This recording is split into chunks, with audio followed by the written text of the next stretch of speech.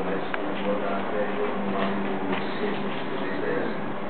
Θα σας πω πως έγινε η δουλειά μας στο πρώτο πράγμα, εξαρτημένονται πολύ από το βαθμονατήμα, από το που πάνω κάτι κάνουμε το καλοκαίρι όλα εμείς, ξεκινήσαμε ένα σωματείο που είναι αθλητικό που ήταν αξιατός και κάνει την διακία από το τέλος του χρόνου να πάρουν τα είναι, κάνουμε το ρόλο, το σωματικό του δουλεύει κατά χρόνο.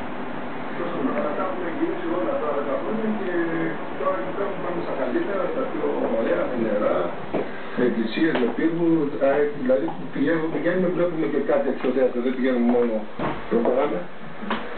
Στο νησί έχει πολλά ψεύδνα γυριζάκια. Εγώ έχω, γιατί είμαι και εραστέχνος φωτογράφος, έχω φωτογραφίσει όλες τις εκκλησίες του νησιού, 610 και 610 και 150 έχω φωτογραφίσει που έχουν αγιογραφίες. Βυζαντινές που είναι και άλλα που δεν έχουν αγιογραφίες. Είναι άλλο πράγμα.